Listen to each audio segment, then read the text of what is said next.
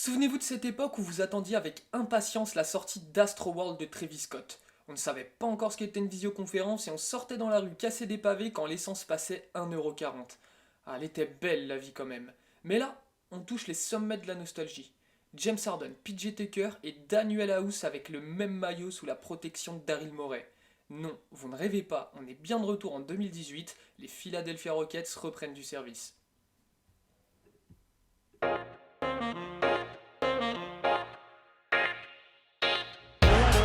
Defended by Simmons. Is this the dagger?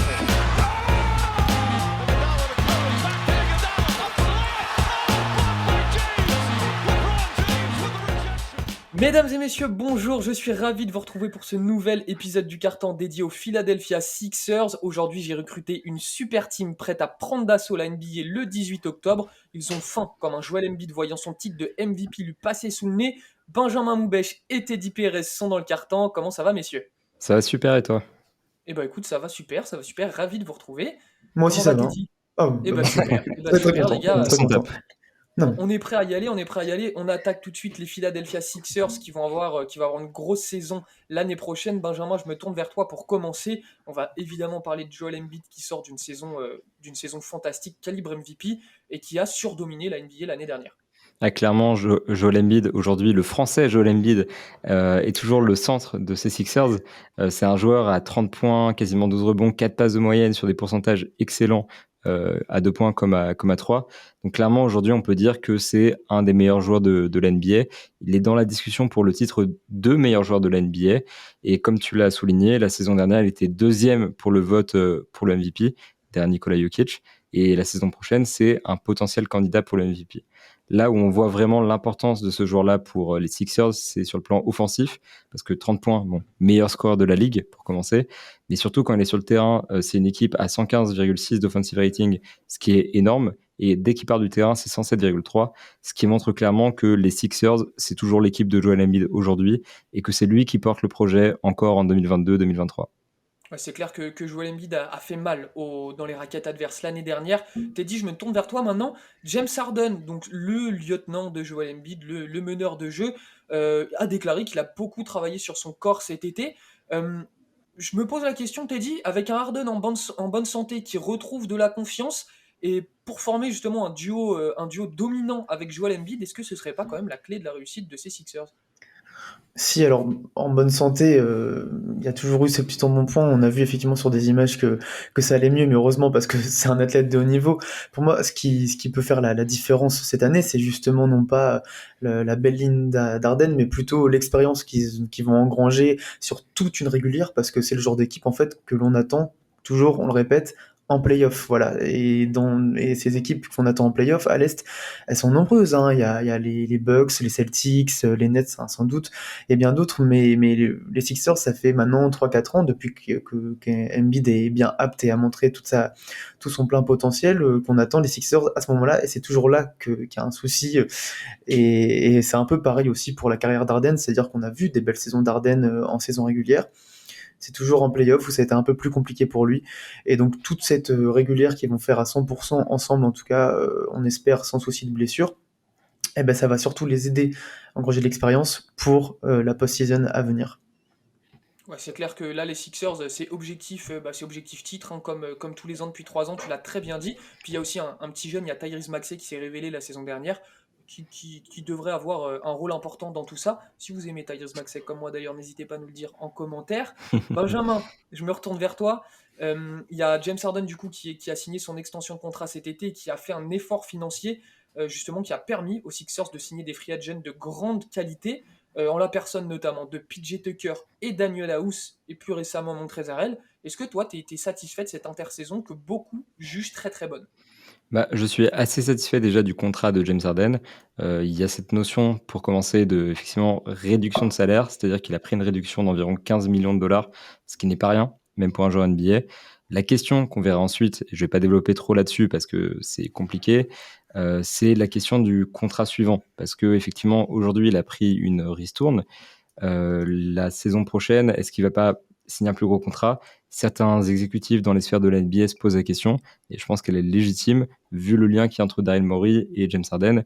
Donc attention quand même à ce que cette réduction ne soit pas juste une manœuvre déguisée, encore une fois, de Daryl Morey. En revanche, ce qu'on peut clairement dire, c'est que niveau recrutement, les Sixers ont assuré et que le move de James Harden était parfait parce que PJ Tucker, clairement, a montré pendant les playoffs avec le Heat qu'il n'était pas encore vieux. C'est un joueur qui a un impact toujours immense. C'est un joueur intelligent, qui est fiable à 3 points dans le corner. Il a un hustle merveilleux. C'est sûrement le joueur le plus, qui a le plus la niaque de toute la NBA. C'est ça, le plus hargneux. Il a des qualités défensives indéniables. Il a joué un rôle clé dans le titre des Bucks en 2021. Faut se dire que Daryl Morey, quand il était aux Rockets, ce PJ Tucker, c'était le centre de sa défense. Et cette fois-ci, c'est une arme parmi d'autres. Et il jouait 28,3 minutes par match en playoff dans la rotation d'Eric Spoelstra.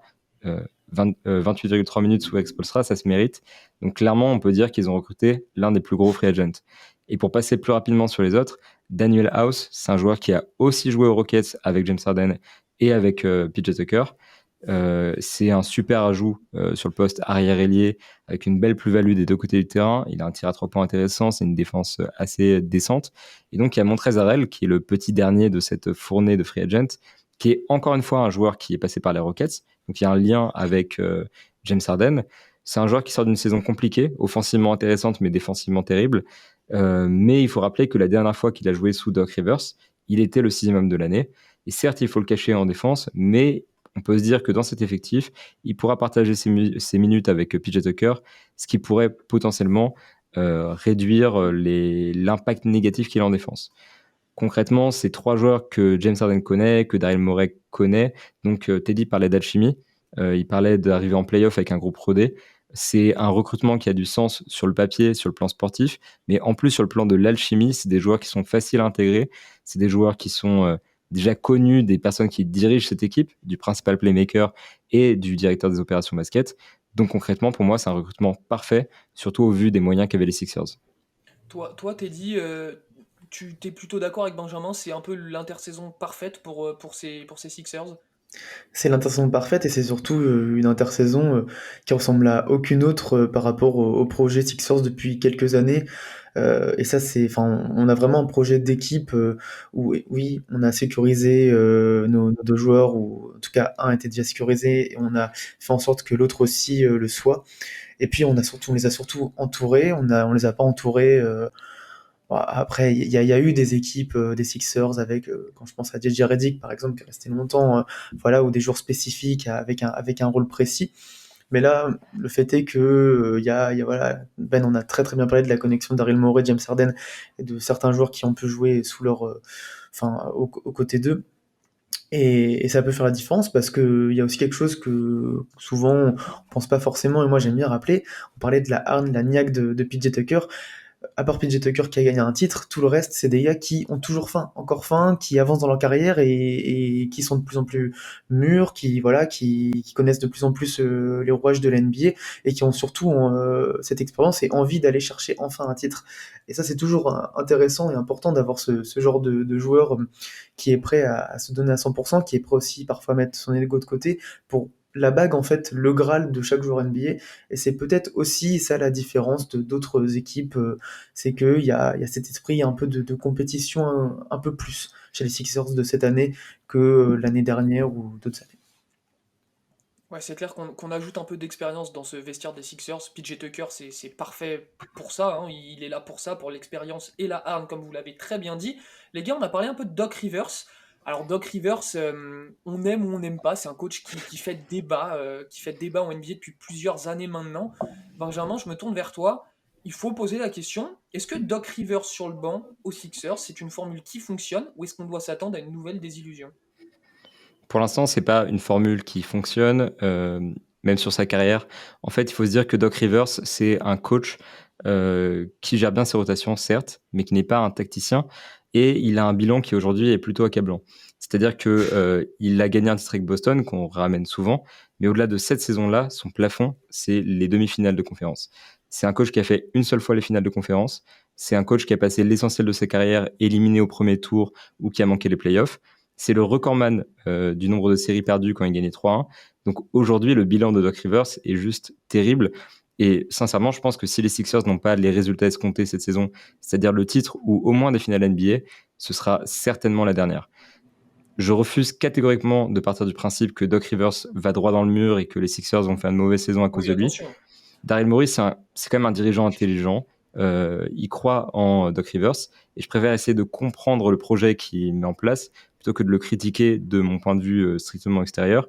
Mais il faut quand même souligner qu'un échec ne surprend jamais quand il est signé Doc Rivers et que la victoire cette année serait une surprise parce que ça marquerait son premier titre depuis très longtemps et surtout ça redorerait complètement son blason parce qu'aujourd'hui sur les dernières saisons qu'on a connues, Doc Rivers c'est un coach qui ne tient pas la route et il va devoir prouver que j'ai tort cette saison.